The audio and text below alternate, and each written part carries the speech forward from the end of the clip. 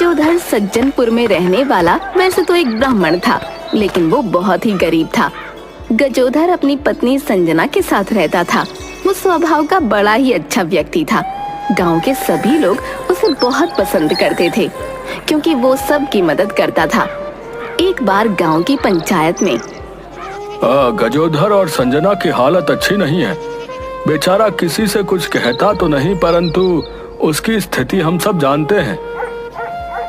सही कह रहे हो मोहन, हम सबको मिलकर गजोधर और संजना के लिए कुछ करना चाहिए। आखिर बच्चे तो वो हमारे ही गांव के हैं। एक काम करते हैं, हम सब पैसे जमा करके गजोधर के लिए एक बैलगाड़ी और 2 बैलों का जोड़ा खरीद देंगे, ताकि वो उससे सवारियों को लाने और ले जाने का काम कर सके, जिससे उसकी कुछ आमदनी हो सके। गांव वालों ने चंदा इकट्ठा किया और मुखिया जी की देखरेख में गजोधर के लिए एक बैलगाड़ी खरीदी गई। देखो गजोधर, सब गांव वालों की मदद से आज तुम्हें ये बैलगाड़ी दी जा रही है, ठीक है? इससे तुम अपने परिवार का जो है भरण पोषण ईमानदारी से करो, ठीक है? क्योंकि तुमने आज तक सब गांव वालों की हमेशा मदद की है भैया। धन्यवाद मुखिया जी, मेरे धन्य भाग हैं जो मैं ऐसे गांव में रह रहा हूँ। मैं सब गांव वालों का आभारी हूँ। गजोधर उस बैलगाड़ी में सवारियां लाने और ले जाने का काम कर अपना गुजर बसर करने लगा। एक दिन गजोधर जब शहर से गांव वापस आ रहा था तो उसे रास्ते में एक सेठ जी और साधु बाबा मिले। तुम गांव जाने का कितना पैसा लोगे? सेठ जी आपसे 5 रुपए लूंगा और बाबा से 2 रुपए लूंगा। ऐसा क्यों? सेठ जी, आपकी आमदनी ज्यादा है, इसलिए आपसे 5 रुपए लूंगा, जो कि गांव तक जाने का उचित किराया है। लेकिन बाबा से 2 रुपए लूंगा, क्योंकि वो तो अपनी गुजर बसर करने के लिए लोगों के दिए हुए दान पर आश्रित रहते हैं। इसलिए मैं उनसे किराया कम लूंगा और ये सोचूंगा कि मैंने 3 रुपए दान कर दिए।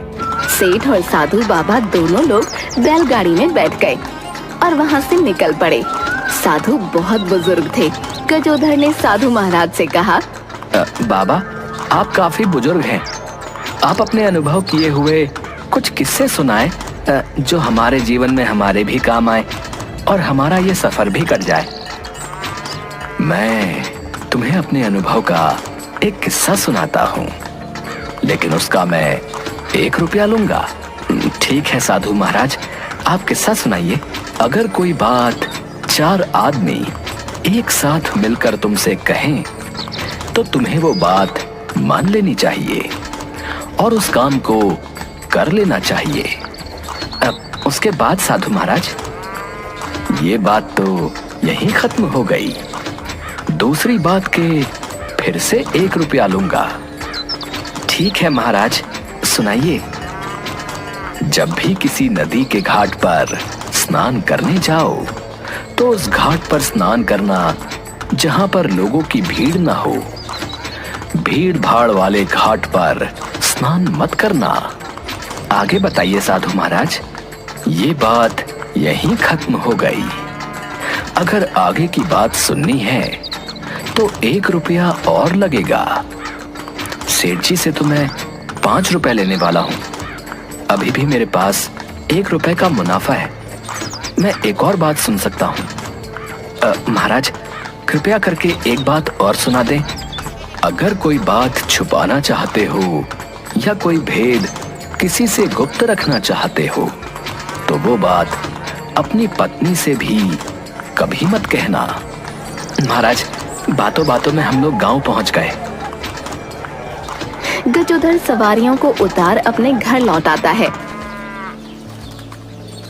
दूसरे दिन गजोधर फिर से शहर जाता है, जहां उसे कुछ लोगों की भीड़ दिखाई देती है। उत्सुकतावश वो भी भीड़ के अंदर जाता है और उसे पता चलता है कि वहां सड़क पर एक व्यक्ति मरा पड़ा है। हालत देखकर ऐसा लगता था कि वो कोई भिखारी था जो अब इस दुनिया में नहीं था, परंतु कोई भी उस मृत शरीर को शमशान घाट ले जाने को तैयार नहीं था। गजोधर को काफी लोग पहचानते थे कि वो बैलगाड़ी में सवारियां लाने ले जाने का काम करता है। एक व्यक्ति ने कहा, भाई, तुम तो बैलगाड़ी के कोचवान हो ना? तुम क्यों ना इस बेचारे के मृतक शरीर को शमशान घाट पर छोड़ दो ताकि इसका अंतिम क्रिया कर्म हो सके भैया। नहीं नहीं, मैं एक ब्राह्मण हूँ और मैं ये काम नहीं कर सकता हूँ। तभी उसे साधु की बात याद आ गई कि जिस बात को 4 लोग कहें उस बात को मान लेना चाहिए। ठीक है, मैं इस मृतक शरीर को शमशान घाट तक पहुँचा दूंगा। लोगों की मदद से गजोधर ने उस भिखारी के मृतक शरीर को बैलगाड़ी में रखा और शमशान घाट की तरफ चल पड़ा। थोड़ी देर में शमशान घाट पहुंच गया और जब भिखारी के शरीर को बैलगाड़ी से उतारने लगा तो उसकी नजर भिखारी की कमर पर बंधी हुई एक थैली पर पड़ी। गजोधर ने थैली खोलकर देखा। इतने सारे सोने के सिक्के इस भिखारी ने अपने आने वाले समय के लिए जमा किए होंगे। इसे ही कहते हैं हम जीवन भर जोड़ते हैं लेकिन साथ कुछ नहीं ले जाते। भाई, ये एक लावारिस मृतक है जो सड़क पर पड़ा हुआ था। लोगों ने मुझे इसे यहाँ तक पहुँचाने को कहा। तुम ये 2 सिक्के रख लो और इसका अंतिम क्रिया कर्म पूरे विधि विधान के साथ कर दो। उसके बाद गजोधर चुपचाप थैली और अपनी बैलगाड़ी लेकर वहाँ से चला जाता है। उसने थैली वाली बात किसी को भी नहीं बताई। रास्ते में वो खुद से बोला, आज मैं एक भिखारी के मृतक शरीर को उठाकर शमशान तक ले गया। शायद इसी पुण्य के फल स्वरूप मुझे ये सोने के सिक्कों की थैली मिली है। मैं एक काम करता हूँ, पहले नदी के घाट पर जाकर स्नान करता हूँ और अपनी बैलगाड़ी को भी धो लेता हूँ, फिर घर जाऊंगा। स्नान करने वो नदी के घाट पर गया और देखा वहाँ बहुत सारे लोग स्नान करने के लिए पहले से ही मौजूद थे। वो स्नान करने जाने वाला था कि उसे यदि नदी में स्नान करना है तो भीड़ भाड़ वाले घाट पर स्नान नहीं करना। ऐसी जगह पर स्नान करना जहाँ पर कोई ना हो। वो अपनी बैलगाड़ी लेकर थोड़ा और आगे चला गया जहाँ नदी के तट पर लोग नहीं थे। उसने वहाँ पर बैलगाड़ी रोककर स्नान किया और बैलगाड़ी को भी धुला। फिर वो घर के लिए चल पड़ा। घर पहुंचकर गजोधर ने अपने मन में कहा, पहले मैं ये थैली कहीं सुरक्षित जगह पर रख देता हूँ, क्योंकि अगर किसी को पता चला कि मेरे पास इतना धन है तो ये उचित नहीं होगा। जैसे ही वो थैली रखने के लिए अपनी कमर पर हाथ लगाता है तो देखता है कि उसके पास तो थैली है ही नहीं। ये मैंने क्या कर दिया? स्नान करने के लिए मैंने घाट पर अपने कपड़े निकाले थे और स्नान के बाद मैंने कपड़े तो पहन लिए, परंतु वो थैली उठाना भूल गया। अब तो रात भी हो गई है। इस समय अगर मैं वहां जाऊंगा तो कुछ भी दिखाई नहीं देगा। अब तो मुझे किसी भी हालत में सुबह होने तक का इंतजार करना होगा। मैं आपके लिए खाना परोस देती हूँ, आप गरम गरम खा लीजिए। मुझे भूख नहीं है। क्या बात हो गई? आपकी तबीयत तो ठीक है? तबीयत तो ठीक है, बस खाना खाने का दिल नहीं है। मैं सोने जा रहा हूँ, सुबह मुझे जल्दी जाना है काम पर। उस रात जल्दी सोने अपने बिस्तर पर चला गया, लेकिन गजोधर रात भर बेचैन रहा, जैसे उसकी आंखों की नींद ही गायब हो गई थी। बस सुबह जल्दी उठा और जाने के लिए तैयार हो गया। आज तुम इतनी जल्दी क्यों जा रहे हो? मैंने कहा तो था कि आज मुझे एक जरूरी काम से सवारी को शहर पहुंचाना है, इसीलिए मैं जल्दी जा रहा हूँ। चाय तो पी लो, कुछ खा लो। नहीं नहीं, इतना समय नहीं है, मैं शहर में ही कुछ खा लूंगा। तुम फिक्र मत करो, बस अपना ध्यान रखना। गजोधर घाट के लिए निकल पड़ा। रास्ते में गजोधर खुद से बोला, भगवान, बस मुझे वो थैली वापस मिल जाए। लेकिन अगर वो थैली मुझे नहीं मिलती है तो मैं ये समझ लूंगा कि वो मेरी किस्मत की नहीं थी। वो नदी के घाट पर पहुंचा तो उसने देखा कि थैली वहीं पर रखी हुई है, क्योंकि उस घाट पर कोई आता नहीं था, इसलिए थैली पर किसी की नजर नहीं पड़ी और वो थैली सुरक्षित रही। अच्छा हुआ जो मैंने साधु महाराज की बात मानी। अगर मैं भीड़ भाड़ वाले घाट पर नहाने जाता तो अवश्य मेरी थैली किसी और को मिल जाती और मेरे हाथ आया हुआ मेरे मुंह भी नहीं लगता। आपका लाखों करोड़ों धन्यवाद साधु महाराज, जो आपने अपने अनुभव से बातें बताई थी, सच में जीवन में काम आ रही हैं। अब मैं जल्दी घर जाकर इस थैली को किसी सुरक्षित जगह पर छुपा देता हूँ और फिर जरूरत के अनुसार थोड़ा थोड़ा धन खर्च करूंगा।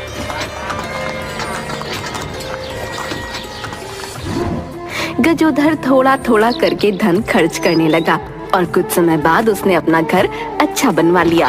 परंतु बैलगाड़ी में सवारी लाने ले जाने का काम उसने नहीं छोड़ा।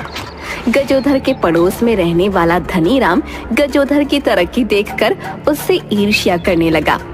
एक दिन धनीराम अपनी पत्नी कलावती से बोला, मुझे एक बात समझ में नहीं आती है कि ये गजोधर जो है बैलगाड़ी में सवारियों को लाने ले जाने का काम करता है, फिर भी इसने अपना घर कितना अच्छा बनवा लिया है भाई।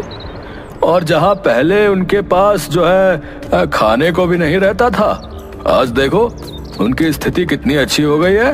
बात तो आप सही कह रहे हैं। भला बैलगाड़ी में सवारी लाने ले जाने का काम करने से इतने पैसे थोड़े मिलते हैं। और उस संजना को तो देखो, पहले कैसे फटी पुरानी साड़ियाँ पहनती थी और अब शहर से लाई हुई चमकती हुई साड़ियाँ पहनती है वो।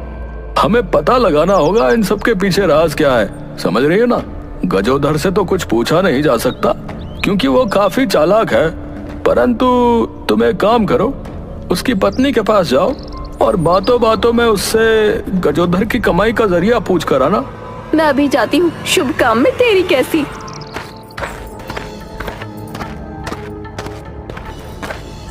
कलावती भाभी, आज आप रास्ता कैसे भूल गयी? बहन संजना, कितने दिनों से सोच रही थी तुम्हारे यहाँ तुमसे मिलकर आऊं। आप तो हमारे घर कभी आती नहीं, हम गरीब जो ठहरे। नहीं संजना, ऐसी बात नहीं है, बस घर के कामों से समय ही नहीं मिलता।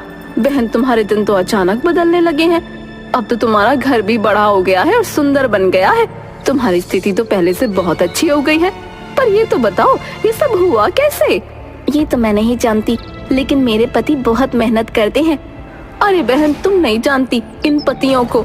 अपनी सारी बातें हमें थोड़ी ना बताते हैं, लेकिन हमारा फर्ज बनता है कि हमें हर बात पता होनी चाहिए। आप सच कह रही हैं भाभी, मैं तो कभी कुछ पूछती ही नहीं हूँ। यही तो गलती करती हो बहन, तुम बहुत भोली हो। इसलिए मेरा फर्ज बनता है तुम्हें समझाना। तुम्हें सब पता होना चाहिए कि तुम्हारा पति करता क्या है, कहाँ जाता है, कहाँ से पैसे लाता है। कहीं वो गलत संगत में तो नहीं पड़ गया ना, जो अचानक इतना धन आने लगा। सही कह रही हैं भाभी आप, मैं आज से ही पूछती हूँ, आखिर इतना धन आता कहाँ से है। शाम को जब गजोधर घर आता है, आज आपको मुझे बताना ही होगा, आप पैसे कहाँ से कमाते हैं? बैलगाड़ी चलाकर इतने पैसे कमाना मुमकिन नहीं है। गजोधर बहुत समझदार था, उसने मन ही मन सोचा, हो ना हो, किसी ने मेरी भोली भाली पत्नी को भड़का दिया है। तुम नहीं जानती मैं कितनी मुश्किल से झूठ सच बोलकर तुम्हारे लिए ये धन कमाता हूँ, क्योंकि मैं नहीं चाहता कि तुम मेरे साथ और गरीबी में रहो। तो आप मुझे सच सच बताइए ना, आप ये धन कैसे कमाते हैं? मैं रोज शहर जाता हूँ और कितनी मुश्किल से झूठ सच बोलकर ये धन कमाता हूँ। शहर की कोतवाली में बहुत सारे मुकदमे होते हैं, जिसमें कोतवाल साहब मुझे उन मुकदमों में गवाही देने के लिए कहते हैं, जिसके लिए वो रोज मुझे 2000 रुपए देते हैं। संजना गजोधर की बातों से संतुष्ट हो गई और उसने कहा, मुझे माफ कर दीजिए, आपको मेरी वजह से कितना कुछ करना पड़ता है। दूसरे दिन संजना कलावती को सारी बातें बताती है और कलावती अपने पति धनीराम को। अच्छा, तो ये बात है, मैं भी कल से शहर जाऊंगा और ऐसे ही रोज के रोज 2000 रुपए कमा कर लाऊंगा और बहुत जल्द उस गजोधर से अमीर बन जाऊंगा। हाँ, ये सही रहेगा, हमें भी जल्द से जल्द पैसे जोड़ने होंगे। दूसरे दिन धनीराम कोतवाली पहुंच जाता है और अंदर जाने से डरता है, इसलिए बाहर ही वो चक्कर लगाने लगता है। एक सिपाही धनीराम को इधर उधर चक्कर लगाते देखता है और उसे उस पर कुछ संदेह होता है। वो धनीराम को पकड़कर कोतवाल के सामने ले जाता है। हाँ भाई, अरे कौन हो तुम और कोतवाली के बाहर चक्कर क्यों लगा रहे थे? जी कोतवाल साहब, मैं तो यहाँ बस वो आपके काम के लिए। अरे भाई, जो पूछ रहा हूँ उसका सही सही जवाब दो, वरना ये डंडा देखा है? जी साहब, मैं तो यहाँ सच्ची झूठी गवाही देने के लिए आया हूँ। आप मुझे जिस मुकदमे में गवाही देने को बोलेंगे मैं दे दूंगा। क्या कहा तुमने? सच्ची झूठी गवाही? जी साहब, आप मुझे 2000 की जगह 1500 भी दे देंगे तो भी मैं खुशी खुशी ये काम कर लूंगा साहब। कोतवाल बहुत ईमानदार आदमी था और धनीराम की सच्ची झूठी गवाही की बात सुनकर गुस्सा हो जाता है और सिपाही को आदेश देता है। अरे भाई, इस दुष्ट आदमी को कैद खाने में डाल दो और सारा दिन इस पर 100 डंडे बरसाओ। फिर शाम को अगर इसका दिमाग सही हो जाए तो इसे छोड़ देना। धनीराम पूरा दिन डंडे खाता रहा और उसकी हालत खराब हो गई। अरे कोतवाल साहब, अब गलती से भी कभी झूठी गवाही देने की नहीं सोचूंगा। अब तो जाने दीजिए। पूरा बदन दर्द कर रहा है। अब तो कुछ महीनों तक बैठना भी मुश्किल है। और अगर गलती से भी गलती की और ऐसा विचार आया तो इसको याद कर लेना, समझ गए? अरे नहीं साहब, मरवा दिया रे इस गजोधर ने तो। शाम को जब वो घर जाने के लिए बाहर निकला तो वो ये समझ चुका था कि गजोधर एक बहुत चतुर इंसान है और उससे दुश्मनी लेना ठीक नहीं है। अरे ये गजोधर और उसकी पत्नी बहुत चतुर है, इनसे दूर रहना ही सही रहेगा। चला भी नहीं जा रहा है। उस दिन के बाद उसने कभी गजोधर के धन के रहस्य के बारे में जानने की कोशिश नहीं की और दूसरी तरफ गजोधर ने अपना सवारी का काम नहीं छोड़ा और मिले हुए धन को संभाल कर खर्च करते हुए अपना जीवन खुशी खुशी बिताता रहा।